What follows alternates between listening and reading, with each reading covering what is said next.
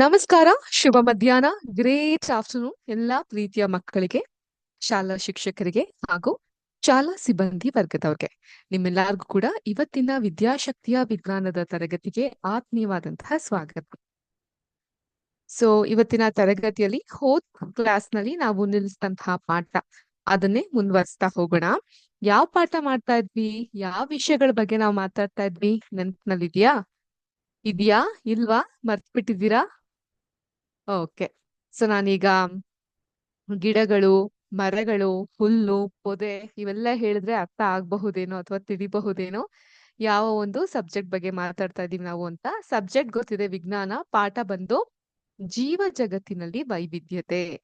ಈ ಒಂದು ಪಾಠದ ಬಗ್ಗೆ ನಾವು ಮಾತಾಡ್ತಾ ಇದ್ವಿ, ಹೌದಲ್ವಾ?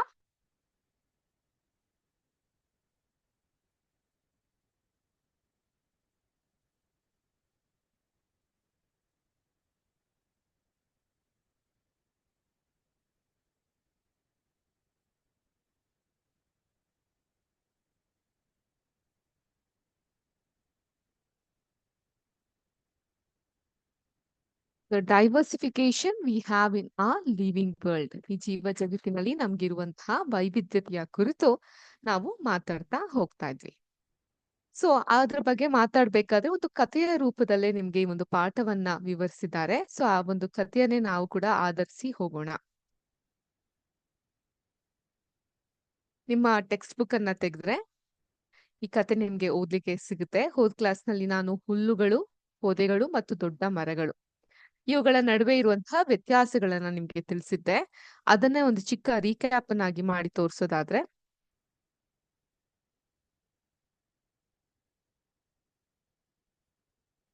ಹುಲ್ಲುಗಳು ಈ ರೀತಿಯಾಗಿರುತ್ತೆ. ಈ ಹುಲ್ಲನ್ನ ಒಣಗಿಸಿ ಹಸುಗಳಿಗೆ ಮೇವು ಕೂಡ ಹಾಕ್ತಾರೆ, ಹಸುಗಳಿಗೆ, ಎಮ್ಮೆಗಳಿಗೆಲ್ಲ.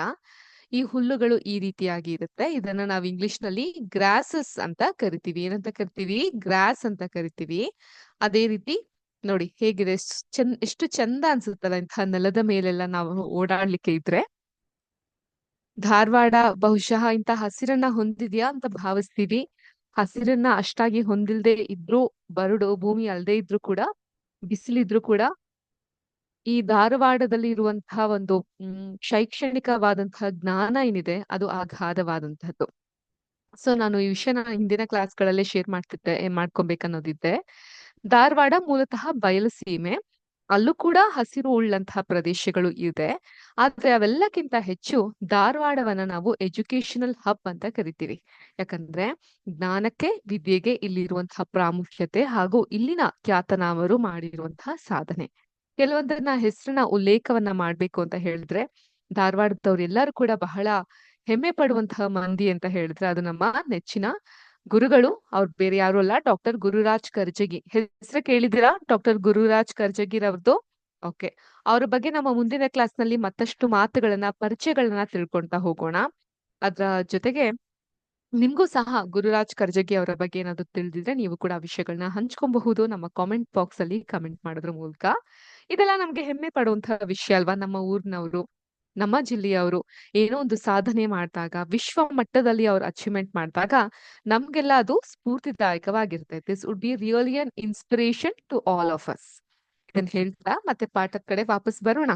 ವಿಜ್ಞಾನದ ತರಗತಿಲಿ ಹೀಗೆ, ಯಾಕಂದ್ರೆ everything is related to science ಅಲ್ವಾ? ಪ್ರತಿಯೊಂದು ಕೂಡ ವಿಜ್ಞಾನಕ್ಕೆ ಸಂಬಂಧಪಟ್ಟಿರೋದೇ. ಆದ್ರಿಂದ ಅಲ್ಲಿ ಇಲ್ಲಿ ಹೋಗ್ತೀವಿ, ಮತ್ತೆ ಹೇಳ್ಕೊಂಡು ವಾಪಸ್ ಬರ್ತೀವಿ. ಈಗ ಹುಲ್ಲುಗಳು ಈ ರೀತಿಯಾಗಿ ಇರುತ್ತೆ. ಬುಷಸ್ ಅಥವಾ ಪೊದೆಗಳು ಅಂದ್ರೆ ಅದು ಈ ರೀತಿಯಾಗಿ ಇರುತ್ತೆ. ಹಾಗೂ ಮರಗಳು, ಹೆಮ್ಮರಗಳು ಈ ರೀತಿಯಾಗಿರುತ್ತೆ. ನೀವು ಟ್ರಿಪ್ ಅಂತ ಹೋದಾಗ ಸ್ಕೂಲ್ ನಿಂದ ನಿಮ್ಗೆ ಪ್ರವಾಸ ಅಂತ ಕರ್ಕೊಂಡು ಹೋಗ್ತಾರೆ. ಪ್ರವಾಹ ಅಲ್ಲ, ಪ್ರವಾಸ. ಕನ್ನಡದ ಪದ ಬಳಕೆ ಬಹಳ ಮುಖ್ಯವಾದಂಥದ್ದು. ಪ್ರವಾಸ, ಎಕ್ಸರ್ಷನ್, ಟ್ರಿಪ್ ಇಂಥ ಕಡೆ ಎಲ್ಲ ಹೋದಾಗ ಅಲ್ಲಿರುವಂತಹ ಜೀವ ವೈವಿಧ್ಯತೆ ಒಂದು,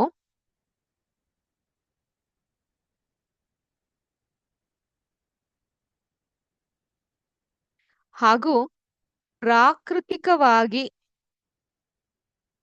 ನೀವು ಸವಿಯಬಹುದಾದಂತಹ ಸೌಂದರ್ಯ ಆಗಿರಬಹುದು, ವಿಸ್ಮಯಗಳಾಗಿರಬಹುದು ಕಾಣ್ತಾ ಹೋಗಬಹುದು. ಓಕೆ, ಒಂದಿಷ್ಟು ಈ ಪಾಠದಲ್ಲೂ ಕೂಡ ನಾವು ವಿವರಿಸುವಂತಹ ಪ್ರಯತ್ನವನ್ನ ಮಾಡೋಣ. ದಯವಿಟ್ಟು ಎಲ್ಲರೂ ನಿಮ್ಮ ಪಠ್ಯ ಪುಸ್ತಕ ಟೆಕ್ಸ್ಟ್ ಬುಕ್ ಅನ್ನ ತೆಗಿರಿ.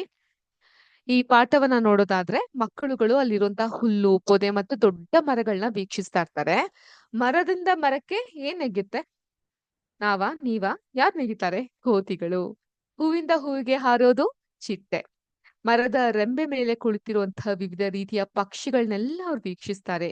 ತಮ್ಮ ವೀಕ್ಷಣೆಗಳನ್ನ ಪುಸ್ತಕದಲ್ಲಿ ದಾಖಲಿಸಿ ಡಾಕ್ಟರ್ ರಘು ಮತ್ತು ಮಣಿರಾಮ್ ಚಾಚರೊಂದಿಗೆ ಅವುಗಳ ಬಗ್ಗೆ ಚರ್ಚಿಸ್ತಾರೆ. ಇದು ಒಂದು ತುಂಬಾ ಮುಖ್ಯವಾದಂತಹ ಲಕ್ಷಣ. ಹೋದ್ ಕ್ಲಾಸ್ ನಲ್ಲಿ ನಿಮ್ಗೆ ಹೇಳಿದ್ದೆ ಅನ್ಸುತ್ತೆ.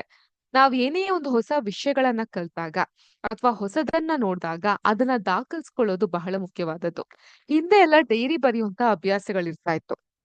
ಅಥವಾ ಹಳೆ ಫಿಲಂಗಳನ್ನೆಲ್ಲ ನೋಡೋದಾದ್ರೆ ಡೈರಿಯನ್ನೆಲ್ಲ ಬರೀತಾ ಇದ್ರು. ಈಗ ಸೋಷಿಯಲ್ ಮೀಡಿಯಾ ಬಂದು ಡೈರಿ ಅನ್ನುವಂಥ ಪರ್ಸನಲ್ ಆಪ್ಷನ್ನೇ ಇಲ್ಲ. Everything is kept front of people ಅನ್ನೋ ರೀತಿ ಇರುತ್ತೆ ಅಲ್ವಾ? ಸೊ ನಿಮ್ಗೆಲ್ಲ ಸೋಷಿಯಲ್ ಮೀಡಿಯಾದ ಪರಿಚಯ ಇನ್ನೂ ಇಲ್ಲ ಅಂತ ಭಾವಿಸ್ತೀನಿ ನಾನು. ಸೊ ನಿಮ್ಮಲ್ಲೂ ಕೂಡ ಈ ಒಂದು ಪುಟ್ಟ ವಯಸ್ಸಿನಿಂದಾನೇ ನೀವು ಶುರು ಮಾಡ್ಕೊಬಹುದು. ಡೈರಿ ಬರೆಯಕ್ಕೆ ಅಂತಲ್ಲ, ದಿನದಲ್ಲಿ ಯಾವ್ದಾದ್ರು ಒಂದು ವಿಸ್ಮಯಕಾರಿಯಾದಂತಹ ಅಥವಾ ಬಹಳ ಒಂದು ಆಸಕ್ತಿದಾಯಕವಾದಂತಹ ಸನ್ನಿವೇಶಗಳಿದ್ರೆ ಅದನ್ನ ಡೈರಿ ಮೂಲಕ ನೀವು ಬರ್ದಿಟ್ಕೊಬಹುದು. ನಾವೆಲ್ಲ ಏನ್ ಮಾಡ್ತಾ ಇದ್ವಿ ಚಿಕ್ಕವರಿದ್ದಾಗ, ಈ ನ್ಯೂಸ್ ಪೇಪರ್ಗಳಲ್ಲಿ ಕೆಲವೊಂದು ಚೆನ್ನಾಗಿರುವಂತ ಪಿಕ್ಚರ್ಸ್ ಗಳು ಬರೋದು. ಪಿಕ್ಚರ್ಸ್ ಅಂತ ಹೇಳಿದ್ರೆ ನಾನಿಲ್ಲಿ ದರ್ಶನ್ ಪಿಕ್ಚರ್ ಬಗ್ಗೆ ಮಾತಾಡ್ತಿಲ್ಲ, ಸುದೀಪ್ ಪಿಕ್ಚರ್ ಬಗ್ಗೆ ಮಾತಾಡ್ತಿಲ್ಲ. ಬಟ್ ಏನೋ ಒಂದು ಸೈನ್ಸ್ ರಿಲೇಟೆಡ್, ಸ್ಪೋರ್ಟ್ಸ್ ರಿಲೇಟೆಡ್, ಅಥವಾ ಒಂದು ಈ ಗಣಪತಿ ಹಬ್ಬ ಬಂತು ಅಂದ್ರೆ ವಿವಿಧ ಬಗೆಯ ಗಣೇಶ ಅಲಂಕಾರಗಳನ್ನೆಲ್ಲ ತೋರಿಸುವಂತ ಪಿಕ್ಚರ್ಸ್ ಗಳು ಬರ್ತಾ ಇತ್ತು, ಅಥವಾ ಮನೆಗಳ ಪಿಕ್ಚರ್ ಗಳು ಬರ್ತಾ ಇತ್ತು, ಅಥವಾ ಹೂತೋಟ ಗಾರ್ಡನಿನ ಪಿಕ್ಚರ್ ಗಳು ಬರ್ತಾ ಇದ್ವು. ಸೊ ನಾವೆಲ್ಲ ಏನ್ ಮಾಡ್ತಾ ಇದ್ವಿ, ಆ ಪಿಕ್ಚರ್ಸ್ ಗಳನ್ನೆಲ್ಲ ಕಲೆಕ್ಟ್ ಮಾಡ್ಬಿಟ್ಟು ಒಂದು ಪುಸ್ತಕ ಹಳೆಯ ರಫ್ ನೋಟ್ ನಲ್ಲೆಲ್ಲ ಅಂಟಿಸಿ ಇಡ್ತಾ ಇದ್ವಿ. ಫ್ರೀ ಇದ್ದಾಗ ನಮ್ಮದೇ ಮ್ಯಾಗಝಿನ್ ಅನ್ನೋ ರೀತಿಲಿ ನೋಡ್ತಾ ಇದ್ವಿ. ಸೊ ನೀವು ಅದೇ ರೀತಿಯಾಗಿ ಮಾಡ್ತಾ ಹೋಗಬಹುದು. ಅದ್ರ ಕೆಳಗಡೆ ನಿಮ್ಗೆ ಅನಿಸಿಕೆ ಅಭಿಪ್ರಾಯಗಳು ಏನಿರುತ್ತೆ ಅದನ್ನೆಲ್ಲ ಬರೀಬಹುದು. ಇವೆಲ್ಲ ಒಳ್ಳೊಳ್ಳೆಯ ಅಭ್ಯಾಸಗಳು ನೀವು ಮಾಡುವಂತಹದ್ದು. ಪ್ರವಾಸ ಹೋದಾಗ್ಲೂ ಕೂಡ, ಉದಾಹರಣೆಗೆ ನಿಮ್ಗೆ ಪಟ್ಟದಕಲ್ಲಿಗೆ ಪ್ರವಾಸ ಕರ್ಕೊಂಡು ಹೋದ್ರು ಅಂತ ಇಟ್ಕೊಳ್ಳಿ, ಅಥವಾ ಬೇಲೂರು ಹಳೆಬೀಡಿಗೆ ಪ್ರವಾಸ ಕರ್ಕೊಂಡು ಹೋದ್ರು ಅಂತ ಇಟ್ಕೊಳ್ಳಿ. ಪ್ರವಾಸದಲ್ಲಿ ನೀವೇನ್ ಕಂಡ್ರಿ, ನಿಮಗಾದಂತಹ ಅನುಭವಗಳು, ಇವುಗಳನ್ನೆಲ್ಲ ನೀವು ದಾಖಲು ಮಾಡ್ತಾ ನಿಮ್ಗೆ ತಿಳಿದಿರುವಂತಹ ಮುಗ್ಧವಾದಂತಹ ಭಾಷೆಯಲ್ಲೇ ದಾಖಲು ಮಾಡ್ತಾ ಹೋದಾಗ ನಿಮ್ಮ ತಿಳುವಳಿಕೆ ಅನ್ನೋದು ಒಂದು ಹೆಚ್ಚುತ್ತಾ ಬರುತ್ತೆ. ಬರವಣಿಗೆಯ ಆಸಕ್ತಿ ಬಹಳ ಮುಖ್ಯವಾಗಿ ನಿಮ್ಮಲ್ಲಿ ಮನೆ ಮಾಡ್ತಾ ಬರುತ್ತೆ. ಓಕೆ, ಸೊ ಇದನ್ನ ನಮ್ಮ ಮಕ್ಕಳುಗಳು ಈ ಪಾಠದಲ್ಲೂ ಕೂಡ ದಾಖಲಿಸ್ಕೊಂಡು ಡಾಕ್ಟರ್ ರಘು ಮತ್ತು ಮಣಿರಾಮ್ ಚಾಚರೊಂದಿಗೆ ಚರ್ಚಿಸ್ತಾರೆ. ಸೊ ನಾನ್ ನಿಮ್ಗೆ ಟೆಕ್ಸ್ಟ್ ಬುಕ್ ಅನ್ನೇ ಶೇರ್ ಮಾಡ್ಲಾ? ಸೊ ಪಾಠದ ಜೊತೆಗೆ ಇಬ್ರು ಒಟ್ಟಿಗೆ ಓದೋ ಹಾಗಾಗತ್ತೆ. ಈಗ ಪಕ್ಷಿಗಳ ಚಿಲಿಪಿಲಿ ದನಿಯನ್ನ ವಿದ್ಯಾರ್ಥಿಗಳು ಕೇಳ್ತಾ ಇದ್ರು. ಪ್ರತಿಯೊಂದು ಪಕ್ಷಿಯ ಕೂಗು ವಿಶಿಷ್ಟವಾಗಿರುತ್ತೆ ಅಂತ ಅವರಿಗೆ ಡಾಕ್ಟರ್ ರಘು ಮಾಹಿತಿಯನ್ನ ನೀಡ್ತಾರೆ. ಈಗ ಒಂದೊಂದು ಪಕ್ಷಿ ಒಂದೊಂದು ರೀತಿಯಾಗಿ ಕೂಗುತ್ತೆ. ಕೋಗಿಲೆ ಹೇಗ್ ಕೂಗುತ್ತೆ? ಕಾ ಕಾ ಅಂತ ಕೂಗುತ್ತೆ, ಹೌದಲ್ವಾ? ಇಲ್ಲ ಮಿಸ್, ಕೋಗಿಲೆ ಹೇಗ್ ಕೂಗುತ್ತೆ?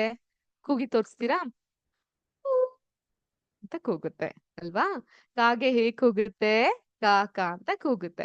ಒಂದರಿಂದ ಮತ್ತೊಂದು ಪಕ್ಷಿಯ ಕೂಗು ಧ್ವನಿ ಬಹಳ ಭಿನ್ನವಾಗಿರುತ್ತೆ. ಅದಕ್ಕೆ ನಾವ್ ಹೇಳೋದು ಪ್ರಕೃತಿ ಅನ್ನೋದು ಒಂದು ವಿಸ್ಮಯ ಅಂತ. ಕೆಲವು ಪಕ್ಷಿಗಳ ಧ್ವನಿಯನ್ನ ಅನುಕರಿಸಲು ಮಣಿರಾಮ್ ಚಾಚಾ ಡಾಕ್ಟರ್ ರಘು ಅವರು ವಿನಂತಿಸ್ತಾರೆ ಮಣಿರಾಮ್ ಚಾಚರ್ ಅವರಿಗೆ. ಮಣಿರಾಮ್ ಚಾಚಾ ವಿವಿಧ ಬಗೆಯ ಪಕ್ಷಿಗಳ ಕೂಗನ್ನ ಅನುಸರಿಸಿದ್ರು. ವಿದ್ಯಾರ್ಥಿಗಳು ಉತ್ಸಾಹದೊಂದಿಗೆ ಅವರನ್ನ ಅನುಕರಿಸಲು ಪ್ರಾರಂಭಿಸಿದ್ರು. ಈಗ ನೀವೆಲ್ಲ ನಾನು ಕೂಗುದ್ರಲ್ಲ ಹಾಗೆ. ಯಾವಾಗಾದ್ರೂ ನಿಮ್ಮ ಸುತ್ತಮುತ್ತಲಿನ ಪ್ರಾಣಿಗಳನ್ನ ಮತ್ತು ಸಮಸ್ಯೆಗಳನ್ನ ಗಮನಿಸಿದ್ದೀರಾ? ನಿಮ್ಮ ವೀಕ್ಷಣೆಗಳನ್ನು ನಿಮ್ಮ ಸ್ನೇಹಿತರು ಮತ್ತು ಶಿಕ್ಷಕರೊಂದಿಗೆ ಹಂಚ್ಕೊಳ್ಳಿ ಹಾಗೂ ಚರ್ಚಿಸಿ ಅಂತ ಹೇಳ್ತಾ ಇದ್ದಾರೆ. ಖಂಡಿತ ನಿಮ್ಮ ಕ್ಲಾಸ್ ನಲ್ಲಿ ಮಾಡಬಹುದು ನೀವು. ಯಾವ ವಿಶಿಷ್ಟ ರೀತಿಯಾದಂತಹ ಪ್ರಾಣಿಯನ್ನ, ಪಕ್ಷಿಯನ್ನ ನೀವು ಗಮನಿಸಿದ್ದೀರಾ ಅಂತ. ಈಗ ಒಂದು ಚಟುವಟಿಕೆ ಇದೆ, ನಾವೀಗ ಅನ್ವೇಷಿಸೋಣ ಮತ್ತು ದಾಖಲಿಸೋಣ. ಮೊದಲನೇದಾಗಿ ನಿಮ್ಮ ಶಿಕ್ಷಕರೊಂದಿಗೆ ಹತ್ತಿರದ ಕಾಡು ಅಥವಾ ಉದ್ಯಾನ ಅಂತ ಹೇಳಿದ್ರೆ ಪಾರ್ಕ್, ಪರಿಸರ ನಡಿಗೆಯನ್ನ ಆಯೋಜಿಸಿ. ಸೊ ಈಗ ಏನಾಗುತ್ತೆ ಅಂತ ಹೇಳಿದ್ರೆ, ಈ ಫೀಲ್ಡ್ ಟ್ರಿಪ್ ಅಂತ ಮಾಡ್ತಾರೆ ಮಕ್ಳುಗಳಿಗೆ. ನಾವೆಲ್ಲ ಶಾಲೆಲಿ ಹೋಗ್ತಿರ್ಬೇಕಾದ್ರೆ ಈ ಬಿಸ್ಕೆಟ್ ಫ್ಯಾಕ್ಟ್ರಿಗಳಿಗೆ, ಮತ್ತೆ ಈ ಒಂದು ಪ್ರೋಸೆಸ್ಡ್ ಫುಡ್ ಅನ್ನ ಮಾಡುವಂತಹ ಜಾಗಗಳಿಗೆ, ಮತ್ತೆ ಪಾರ್ಕ್ಗಳಿಗೆ, ಉದ್ಯಾನಗಳಿಗೆ ಕರ್ಕೊಂಡು ಹೋಗೋರು. ಬನ್ನರ್ಘಟ್ಟ ನ್ಯಾಷನಲ್ ಪಾರ್ಕ್ಗೆಲ್ಲ ಕರ್ಕೊಂಡು ಹೋಗೋರು.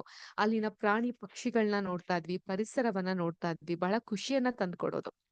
ಈ ಪರಿಸರ ನಡಿಗೆಯಲ್ಲಿ ವಿವಿಧ ಬಗೆಯ ಸಸ್ಯಗಳು, ಕೀಟಗಳು, ಪಕ್ಷಿಗಳು ಮತ್ತು ಇತರೆ ಪ್ರಾಣಿಗಳನ್ನ ವೀಕ್ಷಿಸಿ ವಾತಾವರಣ ಬಿಸಿಯಾಗಿದ್ಯಾ, ತಂಪಾಗಿದ್ಯಾ, ಗಾಳಿ ಬೀಸ್ತಾ ಇದ್ಯಾ ಮುಂತಾದನ್ನ ಸಹ ದಾಖಲಿಸ್ಕೊಳ್ಳಿ. ನಾವು ಅಲ್ಲ ನೀವು ವಿವಿಧ ರೀತಿಯ ಉದುರೆಲೆಗಳನ್ನ ಅಥವಾ ಹೂಗಳನ್ನ ಸಂಗ್ರಹಿಸಬಹುದು ಹಾಗೂ ಕಚ್ಚಾ ಪುಸ್ತಕಗಳನ್ನ ರಚಿಸಬಹುದು. ನಾ ಆಗ್ಲೇ ಹೇಳ್ದಂಗ್ ನಾವೆಲ್ಲ ನ್ಯೂಸ್ ಪೇಪರ್ ಕಟ್ಟಿಂಗ್ಸ್ ಗಳಲ್ಲಿ ಹೇಗೆ ಮಾಡ್ತೀವೋ ಅದೇ ರೀತಿ ನೀವು ಎಲೆಗಳು, ಈಗ ಅರಳಿ ಮರದ ಎಲೆ ಎಷ್ಟು ಚೆನ್ನಾಗಿರುತ್ತೆ. ಯಾವ ರೀತಿ ಇರುತ್ತೆ ಅರಳಿ ಮರದ ಎಲೆ? ಒಂದು ಹಾರ್ಟ್ ಶೇಪ್ ಅಲ್ಲಿ ಇರುತ್ತೆ, ಹೌದಾ?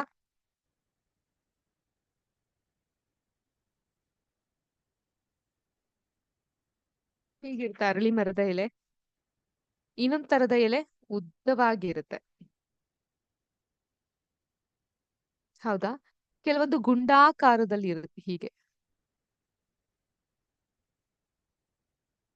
ಮೇಲೆ ಪಟ್ಟಿ ಗೆರೆಗಳು ಇರುತ್ತೆ. ಇನ್ನು ಬಾಳೆದೆಲೆ ಅಂತೂ ಹೀಗೆ ಉದ್ದವಾಗಿರುತ್ತೆ,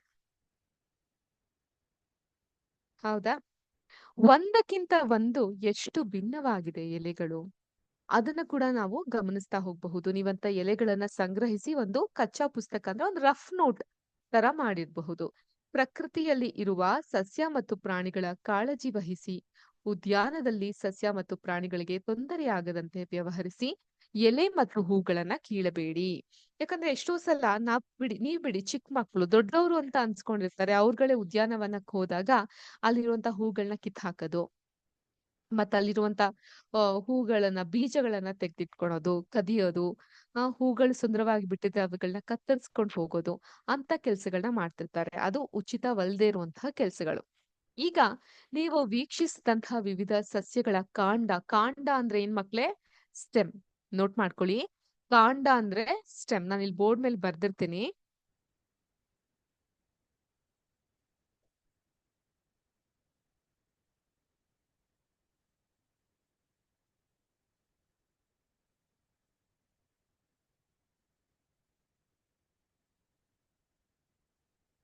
ಕಾಂಡ, ಎಲೆ, ಹೂ ಹಾಗೂ ಇತರೆ ಯಾವುದೇ ಆಸಕ್ತಿದಾಯಕ ಅಂಶಗಳನ್ನ ಕೋಷ್ಟಕ 2.1 ಕೋಷ್ಟಕ ಚಾರ್ ದಾಖಲಿಸಿ. ಚಿತ್ರ 2.1 ಮತ್ತು ಕೋಷ್ಟಕ 2.1ರಲ್ಲಿ ಕೆಲವು ಉದಾಹರಣೆಗಳನ್ನ ನಿಮ್ಗಾಗಿ ನೀಡಲಾಗಿದೆ. ಈಗ ನೋಡಿ, ಹುಲ್ಲು, ತುಳಸಿ, ತುಳಸಿನ ಬೇಸಿಲ್ ಅಂತ ಹೇಳ್ತಾರೆ ಇಂಗ್ಲಿಷ್ ನಲ್ಲಿ, ದಾಸವಾಳ, ಹೈಬಿಸ್ಕಸ್. ಈಗ ಕೋಷ್ಟಕದಲ್ಲಿ ಯಾವ ರೀತಿ ತುಂಬಿದ್ದಾರೆ? ಕ್ರಮ ಸಂಖ್ಯೆ 1 ಸಸ್ಯದ ಸ್ಥಳೀಯ ಹೆಸರು, ಸಾಮಾನ್ಯವಾಗಿ ನಾವು ಕರೆಯೋ ಹೆಸರು ಸಾಮಾನ್ಯ ಹುಲ್ಲು. ಕಾಂಡ ಹೇಗಿರುತ್ತೆ? ಅದ್ರದ್ದು ಸ್ಟೆಮ್ ತುಂಬಾ ಮೃದು ಮತ್ತು ತೆಳುವಾಗಿ ಇರುತ್ತೆ. ಎಲೆಗಳ ಆಕಾರ ಅಥವಾ ಜೋಡಣೆ ಹೇಗಿರುತ್ತೆ? ಕಾಂಡದ ಮೇಲಿನ ವಿವಿಧ ಬಿಂದುಗಳಿಂದ ಪರ್ಯಾಯವಾಗಿ ಒಂದೊಂದು ಎಲೆಯು ಬೀಳ್ತಾ ಇರುತ್ತೆ. ಸೊ ನೀವು ಗ್ರಾಸ್ ಅನ್ನ ಗಮನಿಸೋದಾದ್ರೆ, ಒಂದು ಹುಲ್ಲನ್ನ ಗಮನಿಸೋದಾದ್ರೆ ಹೇಗಿರುತ್ತೆ ಅದು?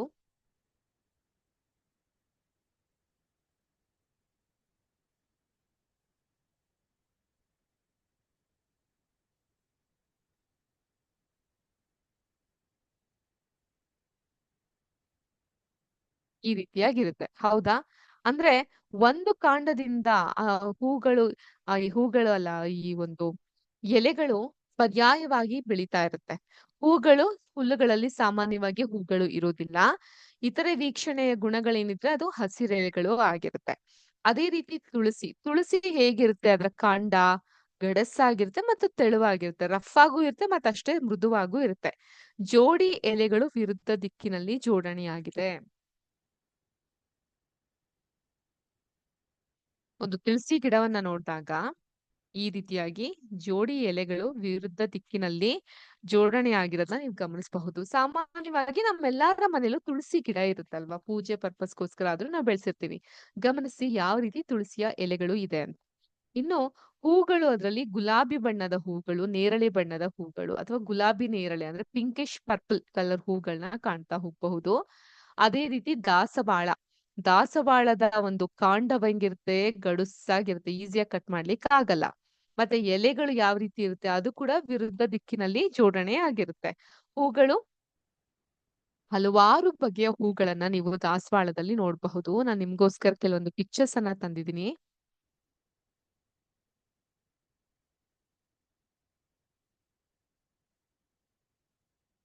ಯಾವ ಹೂವಿದು? ದಾಸವಾಳ. ನೋಡಿದ್ರೆ ಎಷ್ಟು ಚೆನ್ನಾಗಿದೆ, ನೀಲಿ ಬಣ್ಣದಲ್ಲಿ ಇದೆ ದಾಸವಾಳದ ಹೂವು. ಸಾಮಾನ್ಯವಾಗಿ ಕೆಂಪು ಬಣ್ಣದಲ್ಲಿ ನೋಡ್ತಾ ಇರ್ತೀವಿ, ಇಲ್ಲಿ ನೀಲಿ ಬಣ್ಣದಲ್ಲಿ ಇದೆ ಹೂವ. ಇದು ಆಸ್ ಯೂಶುವಲ್ ನೋಡುವಂತಹ ಕೆಂಪು ಬಣ್ಣದ ದಾಸವಾಳ. ಅದ್ರಲ್ಲೂ ವಿವಿಧ ರೀತಿಯಾದಂತಹ ಹೂಗಳನ್ನ ನೀವು ಕಾಣ್ಬೋದು. ಕೆಲವೊಂದ್ ಕಡೆ ಈ ಮೊಗ್ಗು ತರಾನೇ ಇರುತ್ತೆ, ಇನ್ ಕೆಲವೊಂದ್ ಕಡೆ ಈ ರೀತಿ ಅರಳಿರುತ್ತೆ. ಇದು ಕೂಡ ಅರಳುತ್ತೆ, ಆದ್ರೆ ಈ ತರ ದಪ್ಪ ಎಲೆಗಳಿರಲ್ವಾ, ಉದ್ದುದ್ದವಾದಂತಹ ಎಲೆಗಳಿರುತ್ತೆ, ಮೊಗ್ಗು ರೀತಿಯಲ್ಲಿ ಇರುತ್ತೆ. ಇದು ದಾಸವಾಳದ ಹೂ, ಹೈಬಿಸ್ಕಸ್ ಪ್ಲಾಂಟ್. ಇಲ್ಲಿ ನೋಡಿ, ಅರಿಶಿಣ ಹಾಗೂ ಗುಲಾಬಿ ಬಣ್ಣದ ದಾಸವಾಳ ಹೂಗಳು. ಇವುಗಳನ್ನ ನೋಡಿದಾಗ ನಮ್ಮ ಪ್ರಕೃತಿ ಅದೆಷ್ಟು ವೈವಿಧ್ಯತೆಯಿಂದ ಕೂಡಿದೆ, ಎಷ್ಟು ಬಣ್ಣ ಬಣ್ಣಗಳನ್ನ ನಾವು ಕಾಣ್ತಾ ಹೋಗಬಹುದು ಅಂತ ಅನಿಸ್ತಾ ಇರುತ್ತೆ. ಸೊ ಈ ರೀತಿಯಾಗಿ ನೀವು ಕೂಡ ನಿಮ್ಮ ಸುತ್ತಮುತ್ತಲಿನ ವಾತಾವರಣದಲ್ಲಿರುವಂತಹ ಹೂಗಳ ಬಗ್ಗೆ ಬರಿಬಹುದು. ದಾಸವಾಳದ ಎಲೆಗಳ ಜೋಡಣೆ ವಿರುದ್ಧ ದಿಕ್ಕಿನಲ್ಲಿರುತ್ತೆ, ಹೂವು ಹಲವಾರು ಬಣ್ಣಗಳಲ್ಲಿ ಇರುತ್ತೆ. ಅದೇ ರೀತಿ ಬೇವಿನ ಎಲೆಯನ್ನ ನೋಡಿದ್ದೀರಾ? ಯಾವ ರೀತಿ ಇರುತ್ತೆ ಬೇವಿನ ಎಲೆ?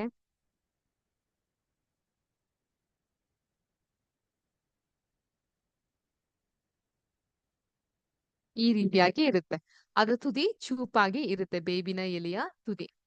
ಸೊ ಈ ಬೇವಿನ ಎಲೆ ಬಹಳ, ಅದರ ಒಂದು ಕಾಂಡ ಏನಿರುತ್ತಲ್ಲ, ಅದು ತುಂಬಾ ಗಡಸು ಮತ್ತು ದಪ್ಪವಾಗಿ ಇರುತ್ತೆ. ಸೊ ಇದು ಕೂಡ ಜೋಡಿ ಎಲೆಗಳನ್ನೇ ಕಾಣ್ತಾ ಹೋಗಬಹುದು. ಮೇಲ್ಮೈ ತುಂಬಾ ನಯವಾಗಿ ಇರುವಂತ ಒಂದು ಆ ಬೇವು ಗಿಡವಾಗಿರುತ್ತೆ. ಅದಕ್ಕಿಂತ ಅದರ ಹೂವು ಬಿಳಿಯ ಬಣ್ಣದ ಚಿಕ್ಕ ಚಿಕ್ಕ ಹೂವನ್ನ ನೀವು ಕಾಣ್ತಾ ಹೋಗಬಹುದು, ಬೇವಿನ ಹೂವು ಅಂತ ಹೇಳ್ತಿರ್ತಾರೆ.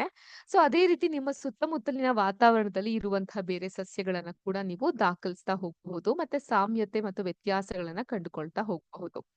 ಈಗ ಸಸ್ಯಗಳಲ್ಲಿ ಈ ಕೆಳಗಿನ ವೈವಿಧ್ಯಮಯ ಗುಣಗಳನ್ನ ನೀವು ವೀಕ್ಷಣೆಯಲ್ಲಿ ಗಮನಿಸ್ತಾ ಇರ್ತೀರಾ. ಅದರ ಒಂದು ಎತ್ತರ, ಹೈಟ್, ಗಿಡ್ಡ, ಶಾರ್ಟ್. ಎತ್ತರ ಅಂದ್ರೆ ಹೈಟ್, ಗಿಡ್ಡ ಅಂದ್ರೆ ಶಾರ್ಟ್, ಗಡಸ್ ಅಂದ್ರೆ ರಫ್, ಮೃದು ಅಂದ್ರೆ ಸಾಫ್ಟ್. ಅದರ ಕಾಂಡಗಳು, ಸ್ಟೆಮ್ಸ್ ಹೇಗಿರುತ್ತೆ ಅಂತ. ಕಾಂಡ ಅಥವಾ ರೆಂಬೆಗಳ ಮೇಲೆ ವಿವಿಧ ಆಕಾರಗಳ ಎಲೆಗಳು ಮತ್ತು ಅವುಗಳ ಜೋಡಣೆ ಹೇಗಿರುತ್ತೆ. ಬಣ್ಣ, ಆಕಾರ ಮತ್ತು ವಾಸನೆಗಳಲ್ಲಿ ವೈವಿಧ್ಯತೆಯನ್ನ ಉಳ್ಳಂತ ಹೂಗಳು ಇರುತ್ತೆ. ಈಗ ನಿಮ್ಮ ಈ ನಡಿಗೆಯಲ್ಲಿ ಗಮನಿಸಿದ ಅಥವಾ ಹಿಂದಿನ ಅನುಭವಗಳ ಆಧಾರದ ಮೇಲೆ ಪ್ರಾಣಿಗಳ ಪಟ್ಟಿಯನ್ನ ಕೂಡ ರಚಿಸ್ತಾ ಹೋಗಬಹುದು ನೀವು. ಪ್ರಾಣಿಯ ಹೆಸರು ಇವಾಗ ಮೊದಲನೇದು ಕಾಗೆ ಅಂತ ಕೊಟ್ಟಿದ್ದಾರೆ, ಇದನ್ನ ಕೂಡ ಶೇರ್ ಮಾಡ್ತೀನಿ ನಾನು ನಿಮ್ಗೆ.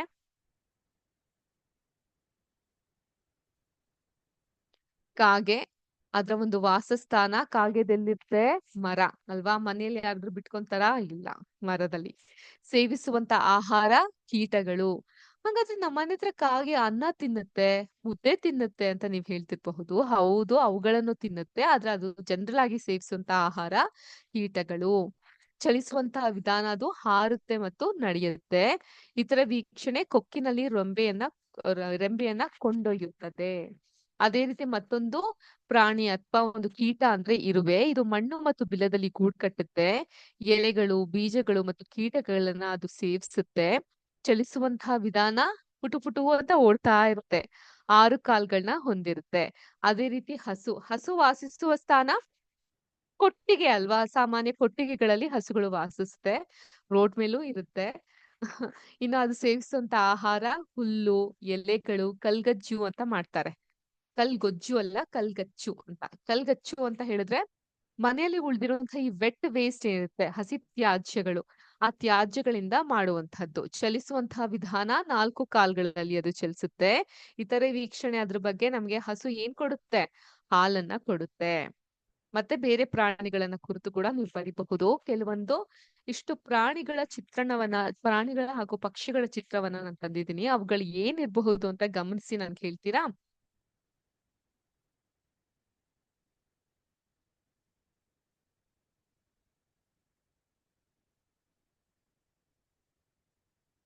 ಯಾವ ಪಕ್ಷಿ ಇದು? ಯಾವ ಪಕ್ಷಿ ಇದು? ಯಾವ ರೀತಿ ಇದೆ ಇದು? ಗೂಬೆ. ಗೂಬೆ ಯಾರ ಕಣ್ಣಿಗೆ ಇದು ಗೂಬೆ ತರ ಕಾಣುತ್ತೆ? ಗೂಬೆ ಅಲ್ಲ, ಈಗಲ್. Very good. ಈಗಲ್ಗೆ ಕನ್ನಡದಲ್ಲಿ ಏನಂತೀವಿ? ಗರುಡ ಪಕ್ಷಿ. ಸ್ವಾಮಿ ನಾರಾಯಣನ ವಾಹನ ಇದು ಗರುಡ ಪಕ್ಷಿ. ಅರ್ಥ ಆಯ್ತಾ? ಗರುಡ ಪಕ್ಷಿ ಅಂದ್ರೆ ಈಗಲ್. ಓಕೆ. ಇದ್ಯಾವ ಪಕ್ಷಿ? ನವಿಲು, ಪೀಕಾಕ್. Very simple. ಏನ್ ಮೇಡಮ್ ಇದು ಪ್ರಾಣಿ ಅಂತ ಅನ್ಕೊಂಡಿದ್ವಿ, ಪಕ್ಷಿನಾ ಅಂತ ನೀವು ಕೇಳ್ತಿರ್ಬಹುದು. ಹೌದು, ನವಿಲು ಅನ್ನೋದು ಒಂದು ಪಕ್ಷಿ, ಆದ್ರೆ ಇದು ಆಕಾಶದಲ್ಲಿ ಹಾರ್ಲಿಕ್ಕಾಗಲ್ಲ. ವೆರಿ ಶಾರ್ಟ್ ಡಿಸ್ಟೆನ್ಸ್ ಹಾರಬಹುದು. ತನ್ನ ಈ ಒಂದು ಗರಿಯನ್ನ ಬಿಚ್ಚಿದಾಗ ಬಹಳ ಸುಂದರವಾಗಿ ಕಾಣುವಂತಹ ಮನಮೋಹಕವಾದಂತಹ ಪಕ್ಷಿ ನವಿಲು. ಇದು ಪ್ರಾಣಿ ಅಲ್ಲ, ಪಕ್ಷಿ. ಸುಮಾರಷ್ಟು ಜನಕ್ಕೆ ಕನ್ಫ್ಯೂಷನ್ ಇರುತ್ತೆ. ಇದೇನಿದು? ಪಾರಿವಾಳ, ಬಿಳಿಯ ಬಣ್ಣದ ಪಾರಿವಾಳ. ಹಾಗಾದ್ರೆ ಇದೇನಿದು? ಇದು ಕೂಡ ಪಾರಿವಾಳನೆ. ಹಾಗಾದ್ರೆ ಇದು ಎರಡು ಏನಕ್ಕಿದೆ? ಈ ಪಾರಿವಾಳಕ್ಕೂ ಇದಕ್ಕೂ ಇರುವಂತಹ ವ್ಯತ್ಯಾಸ ಏನು? ಇದು ಬಿಳಿಯ ಬಣ್ಣದಲ್ಲಿದೆ, ಕಪ್ಪು ಬಣ್ಣದಲ್ಲಿದೆ. ಬಿಳಿಯ ಬಣ್ಣದ ಪಾರಿವಾಳನ ಡವ್ ಅಂತೀವಿ, ಕಪ್ಪು ಬಣ್ಣದ ಪಾರಿವಾಳನ ಪಿಜನ್ ಅಂತೀವಿ. ಹೌದಾ? ಇಲ್ಲ. ಪಾರಿವಾಳಗಳು ಚಿಕ್ಕದಾಗಿದ್ರೆ ಸೈಜ್ ನಲ್ಲಿ ಅವುಗಳನ್ನ ಡವ್ ಅಂತ ಕರಿತೀವಿ. ನಾವ್ ಏನಂತೀವಿ? ಡವ್. ಡವ್ ಅಂದ್ರೆ ಸೋಪ್ ಅಲ್ಲ. ಇಲ್ಲಿ ಸೋಪ್ ಹೆಸರು ಹೌದೇ, ಆದ್ರೆ ಇಲ್ಲಿ ಈ ಪಕ್ಷಿಯ ಹೆಸರು ಡವ್, DOVE, ಡವ್. ಅದೇ ತರ ಇದು ಬೃಹತ್ ಆಕಾರದಲ್ಲಿ ದೊಡ್ಡದಾಗಿ ಇದ್ದಾಗ ಅದನ್ನ ನಾವು ಪಾರಿವಾಳ ಅಥವಾ ಪಿಜನ್ ಅಂತ ಕರಿತೀವಿ. ಸೊ ಪಿಜನ್ ಅನ್ನು ನೋಡಿದ್ರೆ ಸುತ್ತಮುತ್ತ ಎಲ್ಲಾದ್ರೂ ಕಾಣುತ್ತಾ? ಓಕೆ, ನೀವು ಪಿಜನ್ ಅನ್ನ ನೋಡುವಂತಹ ಕಾಲದಲ್ಲಿ ಇದ್ರಿ. ನಾವೆಲ್ಲ ಗುಬ್ಬಚ್ಚಿ ನೋಡಿದಂತಹ ಕಾಲದಲ್ಲಿ ಇದ್ವಿ. ಗುಬ್ಬಚ್ಚಿಗಳು ಅಂತ ಒಂದು ಪುಟ್ಟ ಪುಟ್ಟವಾದಂತಹ ಪಕ್ಷಿಗಳಿದ್ರು, ಸ್ಪ್ಯಾರೋ ಅಂತ ಕರೀತಾರೆ. ಆ ಸ್ಪ್ಯಾರೋವನ್ನ ನೋಡಿದ್ವಿ ನಾವು. ಇದೇನಿದು? ಈ ಪಕ್ಷಿ ಮೇಲೆ ಒಂದು ಹಾಡನ್ನ ಸಹ ಬರ್ದಿದ್ದಾರೆ ಹಂಸಲೇಖರವರು. ಏನಿದು? King Fisher. ಸೊ ಹಾಡು ಯಾವುದು? ಮಿಂಚುಳ್ಳಿ ಅಂತ ಕರೀತಾರೆ. ಮಳ್ಳಿ ಮಳ್ಳಿ ಮಿಂಚುಳ್ಳಿ ಅಂತ ಹಾಡಿದೆ ಗೊತ್ತಾ? ಆ ರೀತಿ ಈ ಒಂದು ಪಕ್ಷಿಯನ್ನ ಮಿಂಚುಳ್ಳಿ ಅಂತೀವಿ ಕನ್ನಡದಲ್ಲಿ. ಇಂಗ್ಲಿಷ್ ನಲ್ಲಿ ಕಿಂಗ್ ಫಿಶರ್ ಅಂತ ಕರೀತಾರೆ. ನೋಡಿದ್ರಾ? ಇದನ್ನ ತೋರಿಸುವಂತಹ ಉದ್ದೇಶ ಒಂದಕ್ಕಿಂತ ಒಂದು ಎಷ್ಟು ವೈವಿಧ್ಯವಾಗಿದೆ, ಇದರ ಒಂದು ಕೊಕ್ಕು ಎಷ್ಟು ಚಿಕ್ಕದಾಗಿದೆ, ಇದ್ರದ್ದು ಎಷ್ಟು ಉದ್ದವಾಗಿದೆ, ಈ ಒಂದು ಪಕ್ಷಿ ದೊಡ್ಡದಾಗಿದೆ, ಇದು ಹೇಗಿದೆ, ಇದರ ಬಣ್ಣಗಳ ವ್ಯತ್ಯಾಸಗಳು ಯಾವ ರೀತಿಯಾಗಿದೆ ನೋಡಿ. ಇದ್ಯಾವ ಪಕ್ಷಿ? ಇದು ಪಕ್ಷಿನ ಮೇಡಮ್? ಹೌದು, ಇದು ಪಕ್ಷಿನೇ. ಏಕೈಕ ಪಕ್ಷಿ ಹಾರಕ್ಕೆ ಆಗದೆ ಇರುವಂತಹ ಪಕ್ಷಿ ಅಂತ ಹೇಳಿದ್ರೆ ಅದು ಪೆಂಗ್ವಿನ್. ಇದು ಎಲ್ಲಿರುತ್ತೆ? ಇಲ್ಲೇ ನಮ್ಮ ಧಾರವಾಡದ ಸರ್ಕಲ್ ನಲ್ಲಿ ಸಿಗುತ್ತೆ. ಹೌದಾ? ಇಲ್ಲ ಮಿಸ್, ಎಲ್ಲಿ ಸಿಗುತ್ತಿವೆಲ್ಲ ಎಲ್ಲಿ ಕಾಣಬಹುದು ನೀವು? ಮಂಜಿನ ಪ್ರದೇಶ, ಐಸ್ ಲ್ಯಾಂಡ್ ಅಂತೀವಲ್ಲ, ಅಂತಹ ವಾತಾವರಣದಲ್ಲಿ ಕಾಣುವಂತಹ ಪಕ್ಷಿಗಳಿವು. ಇವು ಹಾರಕ್ಕೆ ಆಗದೆ ಇರೋ a bird that does not know to fly. One and only bird that does not know to fly ಅಂದ್ರೆ ಅದು ಪೆಂಗ್ವಿನ್. ಪೆಂಗ್ವಿನ್ ಪಕ್ಷಿ ಇದು, ಹಾರ್ಲಿಕ್ಕೆ ಆಗಲ್ಲ. ಇದ್ಯಾವ್ದಿದು? ಇದು ಪಕ್ಷಿನ ಮೇಡಮ್? ಖಂಡಿತ ಅಲ್ಲ, ಇದು ಪಕ್ಷಿ ಅಲ್ಲ, ಇದೊಂದು ಪ್ರಾಣಿ. ಇದನ್ನ ನಾವು ಇಂಗ್ಲಿಷ್ ನಲ್ಲಿ ಪಾಂಡಾ ಅಂತ ಕರಿತೀವಿ. ಈ ಒಂದು ಹಿಮಾಲಯದ ಪ್ರದೇಶದಲ್ಲಿ ಕಂಡು ಬರುವಂತಹ ಕರಡಿಯ ಜಾತಿಗೆ ಸೇರಿರುವಂತಹ ಪ್ರಾಣಿ ಇದು. ಇದನ್ನ ನಾವು ಪಾಂಡಾ ಅಂತ ಕರಿತೀವಿ. ಯಾರಾದ್ರೂ ಕಣ್ಣ ಸುತ್ತ ತುಂಬಾ ಕಪ್ಪು ವರ್ತುಲಗಳು, ಡಾರ್ಕ್ ಸರ್ಕಲ್ಸ್ ಗಳಿದ್ರೆ ಏನಿದು ಪಾಂಡಾ ಇದ್ಹಂಗಿದ್ಯಾ ಅಂತ ಹೇಳ್ತಾರೆ ಅಲ್ವಾ? ಸೊ ಪಾಂಡಾ, ಪಾಂಡು ಅಲ್ಲ, ಪಾಂಡಾ ಇದ್ರ ಹೆಸರು. ಅರ್ಥ ಆಯ್ತಾ? ಈ ಪ್ರಾಣಿ ಯಾವ್ದಿರ್ಬಹುದು? ಬಹಳ ಸಿಂಪಲ್ ಮೇಡಮ್. ಆಸ್ಟ್ರೇಲಿಯಾ ದೇಶದ ರಾಷ್ಟ್ರ ಪ್ರಾಣಿ, national animal of Australia, kangaroo. ಬಹಳ ಸಂಖ್ಯೆಯಲ್ಲಿ ಈ ಕಾಂಗರುಗಳು ಇದಾವೆ ಆಸ್ಟ್ರೇಲಿಯಾ ದೇಶದಲ್ಲಿ. ಸೊ ಈ ಕಾಂಗರು ವಿಶೇಷತೆ ಏನು? ತನ್ನ ಗರ್ಭಚೀಲ ಆಚೆನೆ ಇರೋದ್ರಿಂದ ತನ್ನ ಮಗುವನ್ನ ಒಳಗಿಟ್ಕೊಂಡು ಇದು ಓಡಾಡ್ತಾ ಇರುತ್ತೆ. ಕಾಂಗ್ರು ಇದು ಪ್ರಾಣಿ. ಸೊ ಇದ್ಯಾವ್ದು ಹೇಳಿ? ಯಾರನ್ ಕೇಳಿದ್ರು ಹೇಳ್ತಾರೆ ಮೇಡಮ್, ಆನೆ. ಆನೆ, ಎಲಿಫ್ಯಾಂಟ್. ಓಕೆ. ಸೊ ಅಯ್ಯೋ, ನಮ್ ಚಿತ್ರನೇ ತೋರಿಸ್ತಾ ಇದೀರಲ್ಲ ನೀವು ಬೋರ್ಡ್ ಮೇಲೆ ಅನ್ಸುತ್ತಾ? ಇಲ್ಲ. ಏನಿದು? ಮಂಗ ಅಥವಾ ಮಂಕಿ. ಇದ್ಯಾವ ಪ್ರಾಣಿ ಹೇಳ್ತೀರಾ? ಚಿರತೆ ಅಥವಾ ಚೀತಾ ಅಂತ ಕರಿತೀವಿ. ತುಂಬಾ ವೇಗವಾಗಿ ಓಡುವಂತಹ ಪ್ರಾಣಿ. ಬೆಕ್ಕು, ಹುಲಿ, ಚೀತಾ ಅಥವಾ ಚಿರತೆ ಇವೆಲ್ಲವೂ ಕೂಡ ಒಂದೇ ಫ್ಯಾಮಿಲಿಗೆ ಸೇರಿರುವಂತಹದ್ದು. ಹಾಗಂದ್ರೆ ಬೆಕ್ಕು ಮಾಂಸವನ್ನ ತಿನ್ನುತ್ತಾ? ಖಂಡಿತ ತಿನ್ನುತ್ತೆ, ಆದ್ರೆ ಪ್ರಾಣಿಗಳ ಬೇಟೆಯನ್ನ ಆಡ್ಲಿಕ್ಕೆ ಹೋಗಲ್ಲ. ಸಾಧು ಪ್ರಾಣಿ ಅದು, ಮನೆಯಲ್ಲಿ ಇರುವಂತಹದ್ದು. ಇದು ಚೀತಾ, ಚಿರತೆ, ಕಾಡಿನಲ್ಲಿ ಕಾಣುವಂತಹ wild animal. So wild animal ಅಂತಿದ್ದಂಗೆ ಈ ಪ್ರಾಣಿಯನ್ನ ಬಿಟ್ರೆ ಹೇಗೆ? ಯಾವ್ದು ಪ್ರಾಣಿ ಹೆಸರೇನು? ಫಾಕ್ಸ್ ಅಂತೀವಿ ಇಂಗ್ಲಿಷ್ ನಲ್ಲಿ, ಕನ್ನಡದಲ್ಲಿ ನರಿ ಅಂತ ಕರಿತಾ ಹೋಗ್ತೀವಿ. ಸೊ ಇದನ್ನೆಲ್ಲ ನಿಮ್ಗೆ ತೋರಿಸುವಂತಹ ಉದ್ದೇಶ ಏನು? ಒಂದಕ್ಕಿಂತ ಒಂದು ಪ್ರಾಣಿ ಅದ್ ಎಷ್ಟು ಭಿನ್ನವಾಗಿದೆ, ಇದ್ರ ಮೈ ಮೇಲಿರುವಂತಹ ಪಟ್ಟೆಗಳು, ಚುಕ್ಕಿಗಳನ್ನ ನೋಡ್ತಾ ಹೋಗ್ಬಹುದು. ಸೊ ಇವುಗಳು ನೋಡ್ತಾ ಹೋಗ್ಬಹುದು. ಇದು ಒಂದಕ್ಕಿಂತ ಒಂದು ಎಷ್ಟು ಭಿನ್ನವಾಗಿದೆ ಅಂತ ನಿಮ್ಗೆ ತೋರಿಸ್ಬೇಕು ಅನ್ನುವಂತಹ ಕಾರಣಕ್ಕೆ ಈ ಪ್ರಾಣಿಗಳನ್ನ, ಪಕ್ಷಿಗಳನ್ನ ತೋರಿಸುವಂತಹ ಪ್ರಯತ್ನ ಮಾಡಿದ್ವಿ. ನಾನ್ ನಿಮ್ಗೆ ಗೂಗಲ್ ಫೋಟೋಸ್ಗಳ ಮೂಲಕ ಹೂಗಳನ್ನ ಕೂಡ ತೋರಿಸುವಂತಹ ಪ್ರಯತ್ನ ಮಾಡಿದೆ. ಸೊ ನೀವು ಕೂಡ ನಿಮ್ಮ ಸುತ್ತಮುತ್ತಲಿನ ವಾತಾವರಣದಲ್ಲಿ ಇರುವಂತಹ ಇಂತಹ ಪ್ರಾಣಿಗಳ ಪಕ್ಷಿಗಳ ಅನ್ವೇಷಣೆಯನ್ನ ಮಾಡಿದಾಗ ಹೇಗೆ ಒಂದಕ್ಕಿಂತ ಒಂದು ಭಿನ್ನವಾಗಿದೆ ಅನ್ನೋದು ನಮ್ಗೆ ತಿಳಿತಾ ಬರುತ್ತೆ. ನಮ್ಮ ಜೀವ ಲೋಕದಲ್ಲಿ ಎಷ್ಟೊಂದು ವೈವಿಧ್ಯತೆ ಇದೆ ಅನ್ನೋದು ಕೂಡ ನಮ್ಗೆ ತಿಳಿತಾ ಬರುತ್ತೆ. ಓಕೆ.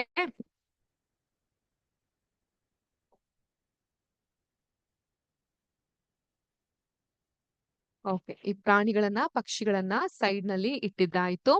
ಈಗ ವಾಪಸ್ ನಮ್ಮ ಕೋಷ್ಟಕದ ಕಡೆಗೆ ಹೋದಾಗ ನೀವು ಕೂಡ ಇದೇ ರೀತಿ ನೀವು ಕಂಡಂತಹ ಪ್ರಾಣಿಗಳಲ್ಲಿ ಇರುವಂತಹ ಸಾಮ್ಯತೆ ವ್ಯತ್ಯಾಸಗಳನ್ನ ದಾಖಲಿಸ್ತಾ ಹೋಗಬಹುದು ಈ ಕೋಷ್ಟಕ ಅಥವಾ ಚಾರ್ಟ್ ನಲ್ಲಿ. ಕೆಲವು ಪ್ರಾಣಿಗಳು ನೆಲದ ಮೇಲೆ ಹಾಗೂ ಕೆಲವು ಮರದ ಮೇಲೆ ವಾಸಿಸುತ್ತೆ. ನಾ ಆಗ್ಲೇ ತೋರಿಸ್ದಂಗೆ ಈ ಒಂದು ಫಾಕ್ಸ್ ಎಲ್ಲಿರುತ್ತೆ? ನೆಲದ ಮೇಲೆ ಇರುತ್ತೆ. ಸೊ ಇದು ಎಲ್ಲಿರುತ್ತೆ? ಮರಗಳ ಮೇಲೆ ಇರುತ್ತೆ. ಈ ಚಿರತೆ ಮರದ ಮೇಲೂ ಇರುತ್ತೆ, ನೆಲದ ಮೇಲೂ ಇರುತ್ತೆ. ಆನೆ ಮರದ ಮೇಲೆ ಹೋಗಕ್ಕಾಗತ್ತಾ? ಖಂಡಿತ ಸಾಧ್ಯ ಇಲ್ಲ. ಮರನೇ ಉರುಳಿ ಕೆಳಗಡೆ ಬೀಳುತ್ತೆ ಅದ್ರ ಭಾರಕ್ಕೆ, ಅಲ್ವಾ? ಇನ್ನು ಮೀನು ನೀರ್ನಲ್ಲಿ ವಾಸಿಸುತ್ತೆ. ನೀರ್ನಲ್ಲಿ ಇರದೇ ಇರುವಂತ ಮೀನ್ ಯಾವ್ದಾದ್ರು ಇದೆಯಾ? ಇಲ್ಲ. ಅದು ಬರೀ ನಮ್ಮ ಕಲ್ಪನಾ ಲೋಕದಲ್ಲಿ ಮಾತ್ರ ಇರುತ್ತೆ. ನಮ್ಮ ಟೆಕ್ಸ್ಟ್ ಬುಕ್ ನಲ್ಲಿ ಒಂದಿಷ್ಟು ಮೀನಿದೆ, ಅದು ನೀರ್ನಲ್ಲಿ ಇಲ್ಲ ಅಂತ ಹೇಳ್ಬೇಡಿ ಮತ್ತೆ. ಕಪ್ಪೆ, ಇವನ್ನ ಆಂಫಿಬಿಯನ್ಸ್ ಅಂತ ಕರಿತೀವಿ. ಕಪ್ಪೆನ ನೋಡಿದ್ದೀರಾ? ಅದು ನೀರ್ನಲ್ಲೂ ಸಹ ಇರುತ್ತೆ, ಭೂಮಿಯ ಮೇಲೂ ಇರುತ್ತೆ. ಹಾವುಗಳು ಅಷ್ಟೇ, ಅವುಗಳು ಕೂಡ ನೀರ್ನಲ್ಲೂ ಕೂಡ ಇರುತ್ತೆ, ಮತ್ತೆ ಆಕಾಶದಲ್ಲಿ ಇರೋದಿಲ್ಲ, ಭೂಮಿ ಮೇಲೆ ಇರುತ್ತೆ. ಸೊ ಇವುಗಳನ್ನೆಲ್ಲ ನಾವು ಇಂಗ್ಲಿಷ್ ನಲ್ಲಿ ಆಂಫಿಬಿಯನ್ಸ್ ಅಂತ ಕರಿತೀವಿ. ಏನಂತ ಕರಿತೀವಿ? ನೀರ್ನ ಮೇಲೆ ಹಾಗೂ ಭೂಮಿಯ ಮೇಲೆ ಇರುವಂತಹ ಒಂದು ಪ್ರಾಣಿಗಳನ್ನ ಆಂಫಿಬಿಯನ್ಸ್ ಅಂತ ಕರಿತೀವಿ. ಕನ್ನಡದಲ್ಲಿ ಏನಂತ ಕರಿತೀವಿ? ಯಾರಾದ್ರೂ ಹೇಳಬಲ್ಲಿರಾ?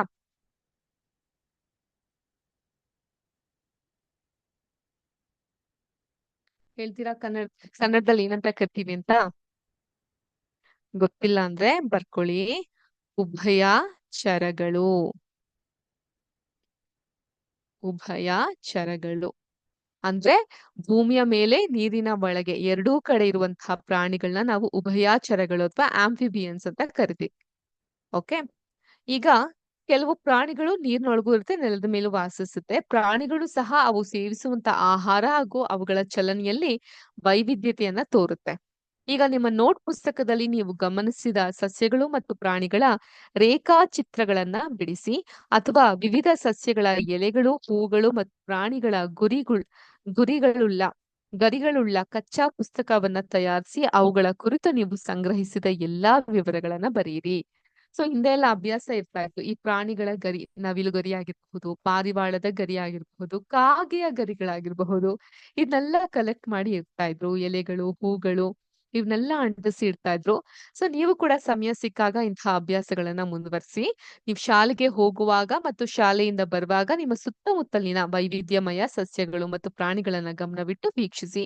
ಅದನ್ನ ನೀವು ಕೋಷ್ಟಕ 2.1 ಮತ್ತು 2ರಲ್ಲಿ ದಾಖಲಿಸಿದ ಸಸ್ಯ ಮತ್ತು ಪ್ರಾಣಿಗಳ ಹೆಸರನ್ನ ಸೇರಿಸಬಹುದು.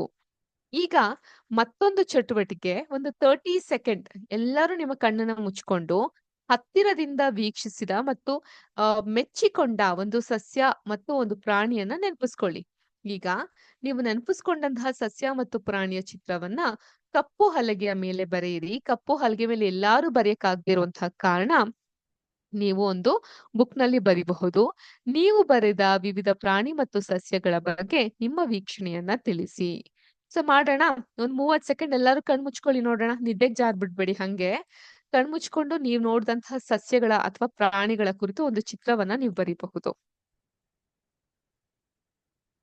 ಬರಿತೀರಾ? ಬರೀರಿ ನೋಡೋಣ. ಸೊ ನಿಮ್ ಹಾಗೆ ನಾನು ಕೂಡ ಇಲ್ಲಿ ವಿಡಿಯೋನ ಆಫ್ ಮಾಡ್ತೇನೆ. ಆಫ್ ಮಾಡಿ ನಾನು ಒಂದು ಚಿತ್ರವನ್ನ ಬರಿತೀನಿ. ಯಾವ ಚಿತ್ರವನ್ನ ಬರಿತೀನಿ ಅನ್ನೋದು ನಿಮ್ಗೆಲ್ಲರಿಗೂ ಸರ್ಪ್ರೈಸ್. ಓಕೆ, ನೀವು ನಿಮ್ಮ ಬುಕ್ ನಲ್ಲಿ ಹಾಗೆ ಒಂದು ಚಿತ್ರವನ್ನ ಬರೀರಿ. Close your eyes for 30 seconds and start writing a beautiful picture of an animal or bird or plant that you have seen.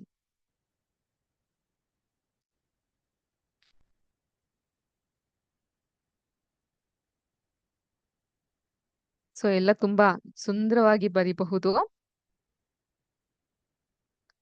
ಯಾಕಂದ್ರೆ ನಮ್ಮ ಮಕ್ಕಳು ಬಹಳ ಪ್ರತಿಭಾವಂತರಾಗಿರ್ತೀರ ಅಲ್ವಾ?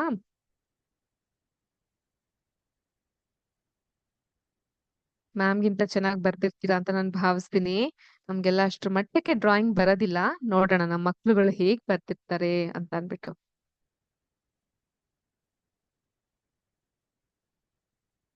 ಬರದ್ರಾ?